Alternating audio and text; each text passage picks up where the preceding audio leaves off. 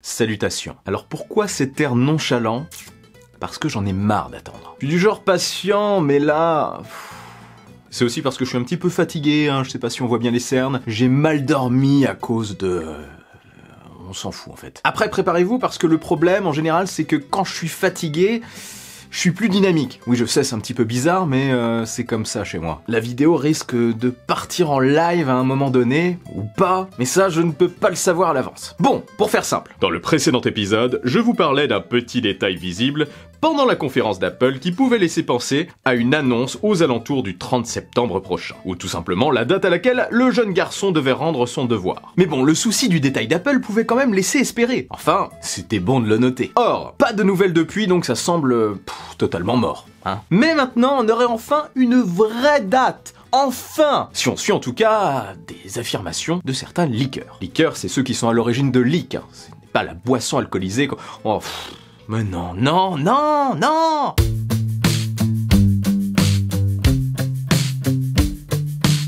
La date donc, parce que je ne suis pas cruel au point de vous faire attendre toute la vidéo.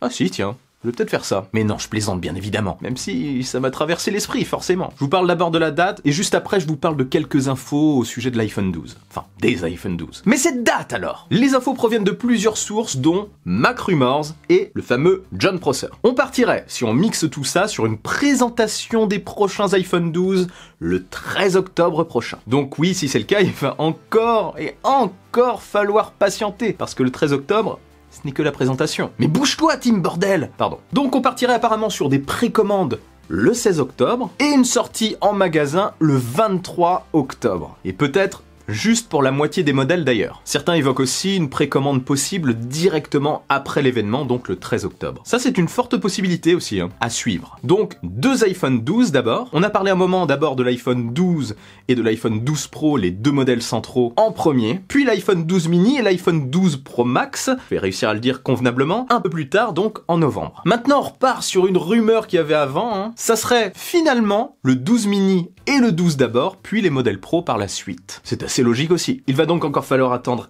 un mois, oui, un bon mois, pour que je puisse enfin prendre en main ces smartphones. Parce que oui, je vais tous les tester sur la chaîne, comme je l'ai fait l'année dernière. Alors si vous ne voulez absolument pas louper ça, eh bien vous savez quoi faire. Mais si, vous savez. Vous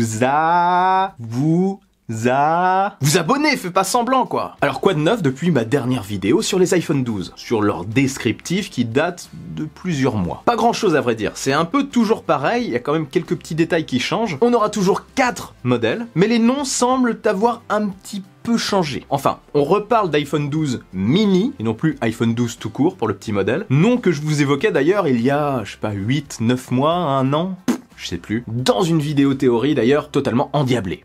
Il y a un truc qui m'est rentré dans l'œil en faisant ce clin d'œil loupé. Donc, iPhone 12 mini de 5,4 pouces avec écran OLED. Nouveau design à bord droit, avec plusieurs couleurs comme l'iPhone 11, hein. Une encoche toujours présente avec Face ID, la reconnaissance faciale d'Apple, et il se murmure finalement qu'elle serait plus petite. Bon, ça on va voir. Franchement, Apple arrive à bien cacher les infos cette année, c'est assez stupéfiant. Hein. Bien joué Tim. Dernière nouvelle, par contre, il se dit qu'il y aurait peut-être un lecteur d'empreintes, non pas sous l'écran comme c'était évoqué précédemment, enfin comme je l'évoquais dans une précédente vidéo, mais dans le bouton Power, sur la tranche de l'appareil. Exactement comme sur l'iPad Air qui a été annoncé récemment. Donc ça se tient. Et ça serait donc en plus de la reconnaissance faciale. Ça serait vraiment une bonne chose parce que, avec les masques, faut reconnaître que c'est quand même un peu galère, hein. C'est même totalement l'enfer. Donc ça serait un choix très intelligent à voir pour ça. On aurait donc 2 capteurs photo au dos sur ce 12 mini, un petit peu avec le même design que ce qu'on a vu sur l'iPhone 11 encore une fois, probablement un dos brillant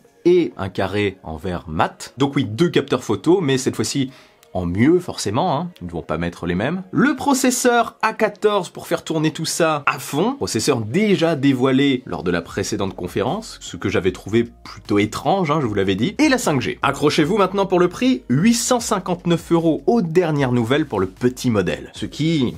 je vais pas vous le cacher, me donne des frissons. Oui, c'est cher. On continue sur le 12 classique, celui de 6,1 pouces. Ça serait tout simplement une version plus grande du 12 mini, donc exactement ce que je vous ai décrit avant, mais en plus grand quoi. Ou alors le 12 mini serait la version plus petite du 12 plutôt. Enfin, bref, on s'en fout. Le même modèle, mais avec un écran de 6,1 pouces OLED, est donc vendu pour peut-être 100 € de plus. Donc à partir de 959 € peut-être. On parle de 64 gigaoctets de base aussi pour les deux modèles. J'espère pas, punaise. Pitié quoi. Et donc probablement 128 et 256 au choix en plus. Ensuite continuons avec les pros. Le 12 Pro d'abord sera une version améliorée du 12. Logique, c'est le 12 Pro mec. 6,1 pouces OLED aussi et peut-être, je dis bien peut-être parce que le doute subsiste encore, un taux de rafraîchissement de 90 ou de 120 Hz pour avoir un affichage plus fluide. Design à bord droit toujours, mais finition plus haut de gamme, comme ce qu'on voit actuellement entre le 11 et le 11 Pro, en acier contre de l'alu pour les modèles classiques, pour les iPhone 12 mini et 12. Ici donc on aurait apparemment de l'argent, du gris sidéral, de l'or comme d'habitude, mais aussi une couleur bleue, qu'on a vu arriver sur les Apple Watch, donc ça se tient clairement. Et on a vu aussi arriver sur les Apple Watch un modèle rouge, donc pourquoi pas un iPhone 12 Pro rouge? Ça pourrait se tenir. Après, bien sûr, c'est moi qui le dis, hein, ce n'est pas du tout une rumeur. Et vous, de votre côté, qu'en pensez-vous? Autre bonus par rapport aux iPhone 12 classiques, il y aurait 3 capteurs photo au dos, toujours un classique, un ultra grand angle et un téléobjectif, avec une meilleure stabilisation, le mode nuit amélioré et surtout tous les objectifs apparemment, et il serait meilleur en tout en fait, avec aussi un capteur LiDAR, le capteur qu'on retrouve sur les iPad Pro, pour améliorer les photos de portrait et la précision de la réalité augmentée. Réalité augmentée qui pourrait être au cœur de l'annonce d'ailleurs, avec peut-être la présentation de AirTag. Je vous mets une vidéo sur le sujet dans la description, là en dessous. Je suis allé loin là-dessus, vous verrez si vous ne l'avez pas vu. Parce que si vous l'avez déjà vu, eh bien vous ne verrez pas. Sauf si bien sûr vous voulez revoir, auquel cas vous... J'arrête. Processeur A14 aussi, comme pour les 12. Et tiens, je pense à un truc là, et si Apple choisissait de sortir un processeur A14 X ou je ne sais quel nom, un petit peu plus puissant sur les modèles Pro. Enfin, c'est une idée, je ne pense pas, mais bon, on verra. 128 gigaoctets de base apparemment, je vous en supplie, pour 1159 € toujours. Donc 200 € de plus que l'iPhone 12, ce qui pourrait être plutôt logique au regard de ce que proposerait le 12 Pro en plus. La gamme serait d'ailleurs plutôt cohérente d'un point de vue tarifaire, hein. Après, on parle aussi d'une hausse de prix, 1200 € au moins, mais ça je vous en parle pas trop parce que tout simplement, j'ai pas envie que vous fassiez un malaise. Ça serait dispo aussi en 256 gigaoctets de stockage et en 512. Allez, un petit téraoctet Apple, fais un effort. Et on termine par l'iPhone 12 Pro Max, modèle qui sera très probablement mien. Le même en gros que l'iPhone 12 Pro, mais avec un écran cette fois-ci de 6,7 pouces. Un gros calibre. 1259 € pour 128 gigaoctets de stockage, et plus si affinité. Banquier en PLS en approche les amis. Clairement, le pauvre. Je l'ai vu l'autre jour, il doit lui rester mais... je sais pas, une poignée de cheveux. Il n'arrête pas de se les arracher depuis que j'ai créé une chaîne YouTube. Avant, je me souviens, il avait des cheveux longs qui descendaient jusqu'en bas du dos. D'un blond étincelant. Maintenant, il a une sorte de couette de Padawan. Et c'est tout. Donc, sur cette super information finale qui ravira tout le monde, j'en suis convaincu, les petits comme les grands, que pensez-vous de tout ça? J'avais d'ailleurs fait un sondage dans l'onglet communauté. Si je me souviens bien, c'était l'iPhone 12 mini et l'iPhone 12 Pro qui vous intéressaient un peu plus que les autres. Mais bon, c'était quand même assez stable. Dites-moi en commentaire d'ailleurs si c'est toujours le cas. Et la date du 13 qui coïncide plutôt bien avec les annonces faites par Apple précédemment concernant le retard dans la production des iPhones. Un retard de plusieurs semaines. Est-ce que ça vous paraît crédible? Perso, oui. Et le 30, ça aurait été plutôt cruel de la part d'Apple, hein, parce que Google va présenter le 30 septembre les Pixel 4a 5G et le Pixel 5, entre autres. Ça aurait été d'une cruauté sans nom. Ils préfèrent placer leur conférence la veille de la conférence de OnePlus. Quel enfer.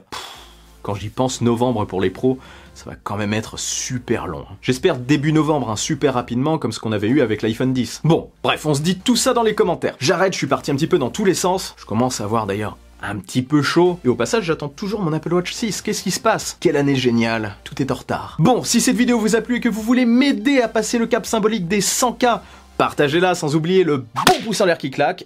Oh! Abonnez-vous à ma chaîne, suivez-moi sur les réseaux sociaux, mangez de la paella si vous voulez. Sur ce, on se retrouve très vite pour une nouvelle vidéo. Prenez soin de vous et de votre entourage. Vive la technologie, vive le futur. Allez, salut!